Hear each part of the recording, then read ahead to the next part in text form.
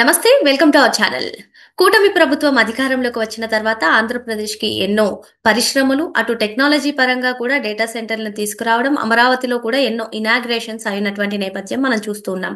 మరి ఈ నేపథ్యంలోనే రాష్ట్రానికి తీసుకొస్తున్నటువంటి డేటా సెంటర్‌ని ఆపాలని వైసీపీ కుట్ర పన్నుతుందా? మరి చనిపోయినటువంటి వ్యక్తి ఈ డేటా సెంటర్ ఆపడానికి కోర్టులో కేసు వేయడాన్ని ఏ విధంగా చూడాలి? మరి మొత్తానికి అసలు ఏం జరగబోతుంది? తెలుసుకునే ప్రయత్నం చేద్దాం. దీన్ని విశ్లేషించడానికి మనతో పాటుగా ఉన్నారు సీనియర్ జర్నలిస్ట్ డివి శ్రీనివాస్ గారు. సార్ నమస్తే సార్. నమస్తే. సార్, కూటమి ప్రభుత్వం అధికారంలోకి వచ్చిన తర్వాత అటు రాష్ట్రం అభివృద్ధి వైపే కాకుండా పలు పారిశ్రామికంగా కూడా అభివృద్ధి చెందుతుందని చెప్పుకోవచ్చు. ఇప్పటికే ఎన్నో పరిశ్రమలు, ఇటు విద్యా రంగం వైపు కూడా ఎన్నో యూనివర్సిటీస్ కూడా అమరావతిలో కూడా స్టార్ట్ అయినటువంటి నేపథ్యం సార్.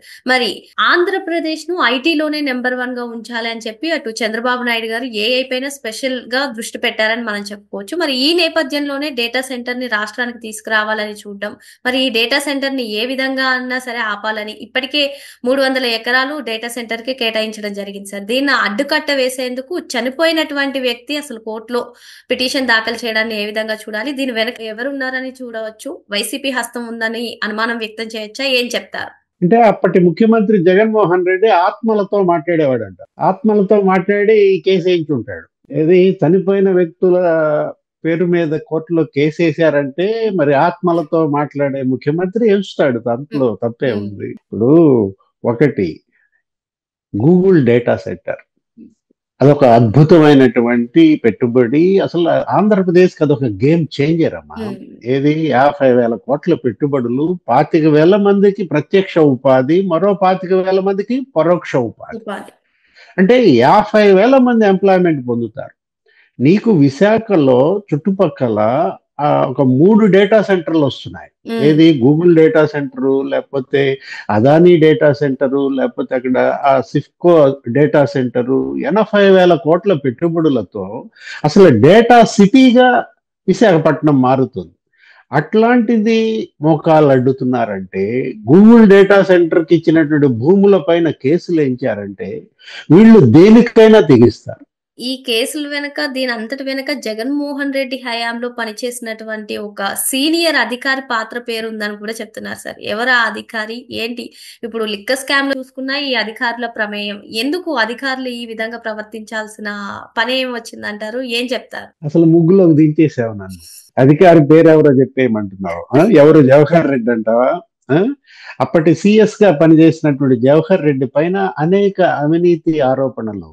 ఏది జీవో 596 అనేది ఒక కొత్త రకం జీవో తీసుకొచ్చి ఆ ఫ్రీ హోల్డ్ లో పెట్టేసి భూములన్నీ కూడా అతన్ని అడ్డం పెట్టుకుని మొత్తం ఆంధ్రప్రదేశ్ లో 13 లక్షల ఎకరాల భూముల కబ్జాలకు పాల్పడ్డారని ఆయన స్వయంగా, ఎవరు? జవహర్ రెడ్డి, ఆయన కొడుకు, ఆయన మేనల్లుడు అక్కడ తిష్ట వేసి, ఎక్కడ విశాఖపట్నంలో జనసేన కార్పొరేటర్, నీకు తెలుసు ఆయన మూర్తి యాదవ్, అతను అనేక ప్రెస్ మీట్లు పెట్టాడు. ఏది? జవహర్ రెడ్డి పై. ఇప్పుడు ఆ తర్లువాడ, అక్కడ ఆనందపురం, పద్మనాభం, అక్కడ Visakha Bhogapuram airport, international airport చుట్టుపక్కల మండలాల్లో జవహర్ రెడ్డి, ఆయన కుటుంబ సభ్యులు మరి 900 ఎకరాలు కొన్నారని అప్పట్లో ఆరోపణలు. ఇప్పుడు ఇది కూడా ఈ ల్యాండ్ ఏంటి, ఒక 200 ఎకరాలు ఏమి ఇచ్చారు అక్కడ తర్లువాడలో గూగుల్ డేటా సెంటర్ కి ఇవ్వాలన్న దీంట్లో నడుస్తుంటే 300 ఎకరాలు భూసేకరణకి అడ్డుపడుతున్నారు. మొన్న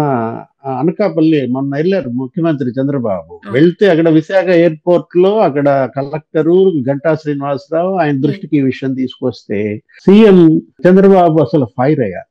ఏంటి? అభివృద్ధికి అడ్డుపడిన, అరాచకాలకు పాల్పడిన తోలు తీస్తానన్నాడు. ఒకటే మాట. ఏంటి? ఇప్పుడు వీళ్ళు అభివృద్ధికి అడ్డుపడుతున్నారు, నెక్స్ట్ అరాచకాలకి పాల్పడుతున్నారు. జగన్మోహన్ రెడ్డి ఆయన గ్యాంగ్ ఏంటి? అతనేమో యలహంక ప్యాలెస్కి వెళ్ళిపోతాడు, అక్కడుండి వీళ్ళందరికీ డైరెక్షన్స్ ఇస్తాడు. ఇక్కడ ఉండి ఎందుకు ఇవ్వట్లేదు అని అంటావు.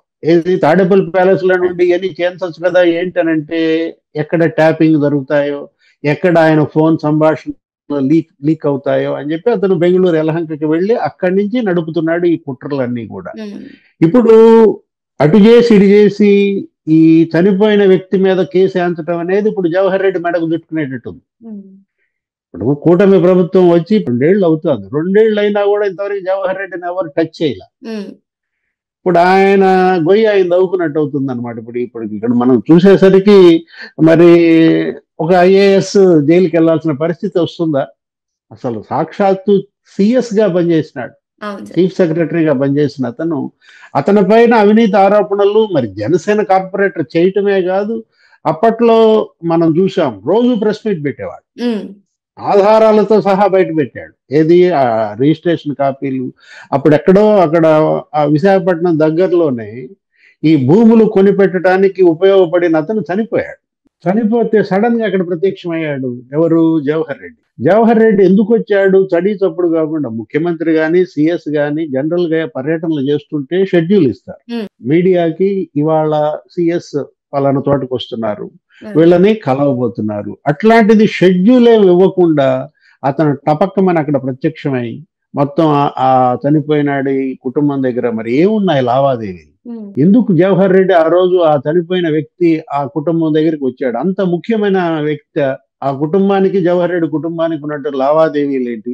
వీటన్నిటిపైన కూడా నిశితంగా మరి దర్యాప్తు కనుక చేస్తే అసలు ఈ గూగుల్ డేటా సెంటర్, ఈ భూములు, ఈ చనిపోయిన పేరు మీద కేసు ఎంచటం లోగుట్టంతా పెరుమాళ్ళం కాదు, లోగుట్టంతా జవహర్ రెడ్డికి ఎరుక, జగన్ రెడ్డికి ఎరుక.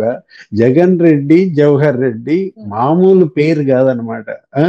ఏది అక్కడ మదనపల్లిలోనేమో పెద్దిరెడ్డి రామచంద్రారెడ్డి, ఏంటి అక్కడ ఒక 4 నియోజకవర్గాలు, పీలేరు, పుంగనూరు, అక్కడ మొత్తం మదనపల్లి, ఆ ఏరియా అంతా కూడా ఒక 15 మండలాల్లో 20,000 ఎకరాలు కబ్జాలు చేశారు. అదొక ఎపిసోడ్. పాపం సిసోడియా ముఖ్యమంత్రి చంద్రబాబు అయిన కొత్తలో అక్కడ మకాం వేశారు. ఆయన 3 రోజులు అక్కడ ఉంటే ఆ 3 రోజుల్లో 3,000 అర్జీలు వచ్చాయి. ఈ భూ కబ్జాల బాధితులందరూ కూడా సిసోడియాని చుట్టుముట్టి మా భూమి ఏమైంది, మా భూమి ఏమైంది అని అప్పట్లో. అంటే ఒక గ్రామం లేపేశారు. గ్రామం మొత్తాన్ని కబ్జా చేయటం ఎప్పుడన్నా చూసావా నువ్వు అసలు?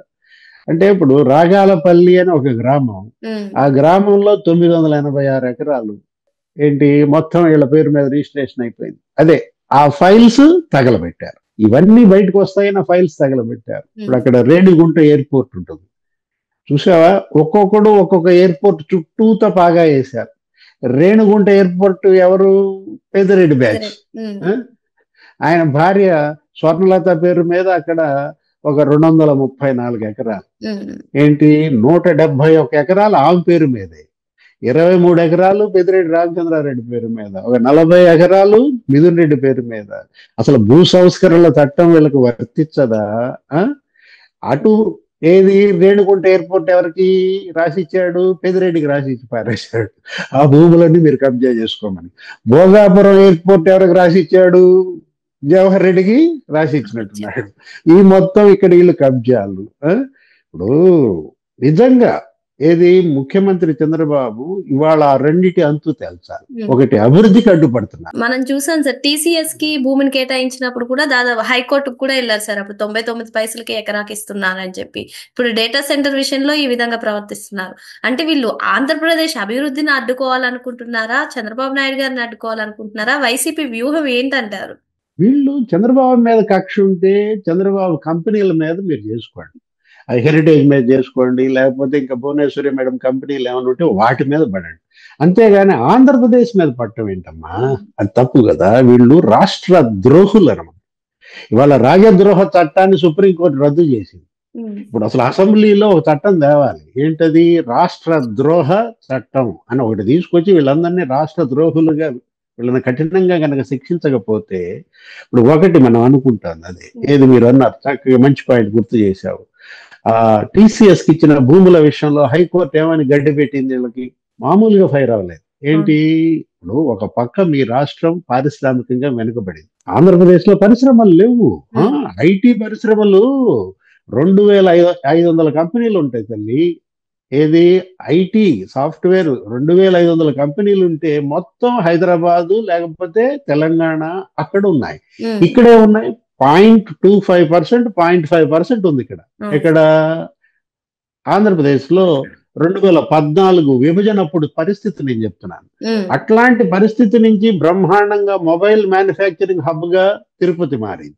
ఫాక్స్కాన్, డిక్సన్ అన్ని వచ్చేసాయి. అప్పుడు దేశంలో 10 మొబైల్ ఫోన్లు తయారైతే 5 మొబైల్ ఫోన్లు ఆంధ్రప్రదేశ్ లోనే తయారయ్యేటట్టుగా చేశారు చంద్రబాబు అప్పుడు. ఉమ్, ఏది 2014-19లో. ఉమ్, ఇప్పుడు బ్రహ్మాండంగా ఏది టీసీఎస్ కి ఇచ్చారు. ఉమ్, టీసీఎస్ కి భూములు ఇస్తే ఒకవైపు మీ రాష్ట్రం వెనకబడి ఉంది పారిశ్రామికంగా, ప్రోత్సాహకాలు ఇవ్వకపోతే కంపెనీలు ఎలా వస్తాయి, దానికి మీరు ఎలా క్లెయిమ్ చేస్తారు? అది దిగ్గజ సంస్థ.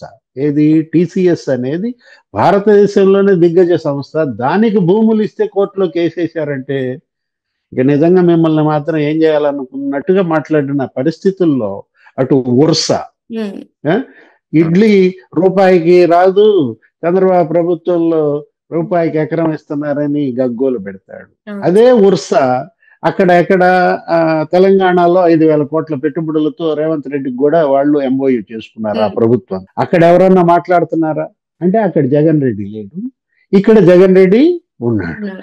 జగన్ రెడ్డిది ఇవాళ ఆంధ్రప్రదేశ్ మరి రాష్ట్ర బహిష్కారం చేస్తే తప్ప ఈ సమస్య పరిష్కారం కాదనమాట. ఒకటి మాత్రం నిజం, ఏది ఎవరెన్ని అడ్డుకున్నా వచ్చే పెట్టుబడులు ఆగవు. ఉమ్, నిన్న కూడా మనం చూసాం, నారాయణ, బీసీ జనార్దన్ రెడ్డి ఆ మంత్రులంతా కొరియాలో పర్యటించి అక్కడ పెట్టుబడులు ఇక్కడికి తీసుకురావాలని అసలు ఆల్రెడీ మలేషియా టీం వచ్చి ఉమ్, బ్రహ్మాండంగా సిఆర్డిఏలో పర్యటించి నిన్న సిఆర్డిఏ నారాయణని మంత్రిని లేకపోతే అక్కడ ఉన్నటువంటి కమిషనర్ని కలిశారు. అక్కడ 10,000 కోట్ల పెట్టుబడులతో మేము మలేషియా నుంచి పెట్టుబడులు పెడతాం అమరావతిలో అని ముందుకు వస్తున్నారు. ఇప్పుడు ఈ రోజు అసలు మరి చంద్రబాబు మరి దుబాయ్ వెళ్తున్నారు. ఉమ్, ఏది అక్కడ యునైటెడ్ అరబ్ ఎమిరేట్స్ ఆ ప్రాంతం మొత్తం ఆయన పర్యటిస్తూ గల్ఫ్ దేశాల్లో రేపొద్దున విశాఖ సమ్మిట్ జరుగుతోంది. ఉమ్, విశాఖ సమ్మిట్ లో మరి అక్కడ పెట్టుబడులు పెట్టడానికి పారిశ్రామికవేత్తలను ఆహ్వానించడానికి ఈ బృందాలన్నీ పర్యటిస్తున్నాయి అన్ని ప్రాంతాల్లో. అది రేపు రాబోయే నవంబర్ 14-15 తేదీల్లో విశాఖ సమ్మిట్ ఎక్కడ సక్సెస్ అవుద్దో, ఎక్కడ ఇన్వెస్ట్మెంట్స్ డెస్టినేషన్ గా ఆంధ్రప్రదేశ్ మారుద్దో. ఇప్పటికే 10 లక్షల కోట్ల పెట్టుబడులు, 6 లక్షల కోట్ల పెట్టుబడులు గ్రౌండ్ అయ్యాయి. 6 లక్షల ఉద్యోగాలు ఇక్కడ నీ కళ్ళ ముందు కనపడుతున్నాయి. అంటే రేపొద్దున అక్కడ విశాఖపట్నంలో సమ్మిట్ గనక జరగనిస్తే ఏది అక్కడ గనక మరి ఒక 10 లక్షల కోట్ల పెట్టుబడులు వస్తాయేమో ఉమ్, ఫస్ట్ ఇయరే. గతంలో మనం చూసాము చంద్రబాబు సీఎం గా 5 ఏళ్లు 2014-19లో 3 సమ్మిట్లు జరిపాడు. 3 సమ్మిట్లలో నీకు దగ్గర నీకు 15 లక్షల కోట్ల పెట్టుబడులు, 30 లక్షల మందికి ఉపాధి వచ్చేటట్టుగా అక్కడ చేస్తే అన్నిటినీ ఎళ్ళగొట్టారు, తరిమేశారు. ఏది తరిమేసి ఇతను ఒక సమ్మిట్ పెట్టినట్టుగా బిల్డప్ ఇచ్చి ఆ సమ్మిట్ లో ఒక్కొక్క ఇన్వెస్ట్మెంట్ గ్రౌండ్ కాకుండా అంత నాశనం చేసినటువంటి పరిస్థితుల్లో ఇప్పుడు జగన్మోహన్ రెడ్డి రేపొద్దున అనకాపల్లి వెళ్తున్నాడు అంటే నీకు తెలుసా? అవును సార్, 9వ తారీఖున ఎందుకు వెళ్తున్నాడు చెప్పు, ఎందుకు వెళ్తున్నాడు చెప్పు? మెడికల్ కాలేజ్ కరెక్ట్ గా సందర్శన అంటున్నాడు సార్. అంతా ఒకటిదే, అది బోగస్. ఏది అతను ఏది చేసినా అతను ఎక్కడికి వెళ్ళినా దాని వెనక ఒక కుట్ర ఉంటుంది అనమాట. కరెక్ట్ గా గూగుల్ డేటా సెంటర్ కి భూములు ఇవ్వకుండా చచ్చినాడితో కేసేపిస్తాడు. ఉమ్, ఇవాళ అనకాపల్లి వెళ్తున్నాడు అంటే కారణం ఈ రెండింటిని నువ్వు మరి సింక్ చేయి. ఉమ్, ఆ? అంటే గూగుల్ డేటా సెంటర్ కి ఎక్కడ భూములు ఇస్తున్నారు, దాన్ని ఎలా అడ్డుకోవాలి అన్న కుట్రని అతను మళ్ళా వర్కౌట్ చేయటం కోసమే రేపటి అనకాపల్లి పర్యటన. విశాఖ సమ్మిట్ కి పెట్టుబడిదారులు రాకుండా ఇంకా ఎక్కడెక్కడి నుంచి మెయిల్స్ పంపాలి. ఆల్రెడీ గతంలో మనం చూసాం, ఏది ఏపీఎండిసి బాండ్స్ అమ్ముతుంటే వాడెవడో జర్మనీ నుంచి 200 మెయిల్స్ పంపిస్తాడు. వాడెవడు బుగ్గన రాజేంద్రనాథ్ రెడ్డి బంధు అంట. లేకపోతే సింగపూర్ వెళ్ళారు ఇల్లు, లోకేష్, చంద్రబాబు, నారాయణ బృందం వెళ్తే ఆ సింగపూర్ ప్రెసిడెంట్ కి, సింగపూర్ ప్రధానమంత్రికి మెయిల్స్ పంపాడు. ఎవరా? మురళీకృష్ణ. అంటే ఒక తప్పుడు ప్రచారం చేయటమే కాదు, ఒక విష ప్రచారం కాదు ఇది. దీన్ని ఎలా చూడాలి? రాష్ట్ర ద్రోహం. ఆంధ్రప్రదేశ్ పట్ల వీళ్ళు కక్కుతున్నటువంటి విషయం నిజంగా చివరికి వీళ్ళ ప్రాణమే తీస్తుంది, వీళ్ళ యొక్క పార్టీ ప్రాణాలే తీస్తుంది అనమాట. ప్రజలు విసిగిపోయారమ్మ. ఏది ఈ ప్రతిపక్షంతో అసెంబ్లీకి పోరు, కానీ చేయాల్సినంత అరాచకం చేస్తారు. ఇలాంటి ప్రతిపక్షం ఇంతవరకు దేశం చూడలేదు. దీనికి బుద్ధి చెప్పాల్సింది కూడా ప్రజలే. ఏది ఆ, ప్రభుత్వం ఏం చేస్తుంది, ముఖ్యమంత్రి చంద్రబాబు ఏం చేస్తాడు, అందరినీ అడుగుతాడు, పెట్టుబడులు తీసుకొస్తాడు. కానీ ఇలాంటి ప్రతిపక్షం యొక్క భరతం పట్టాల్సింది మాత్రం ప్రజలే అన్నమాట. మరి వైసీపీ ఎన్ని కుట్రలు చేసినా, ఎవరెన్ని కుట్రలు చేసినా అభివృద్ధి వైపు వెళ్తూనే ఉంటుందని, ఆంధ్రప్రదేశ్ కి పరిశ్రమలే వస్తూ ఉంటాయని చెప్పి, మరి ఈ ఫేక్ ప్రచారానికి కానివ్వండి, లేదంటే ఇటువంటి సంఘటనలకు కానివ్వండి, బుద్ధి చెప్పాల్సినటువంటి బాధ్యత ప్రజల మీద ఉందని చెప్పి సార్ చెప్తున్నారు. మరో అంశంతో మళ్ళీ కలుద్దాం. Thank you sir. నమస్తే.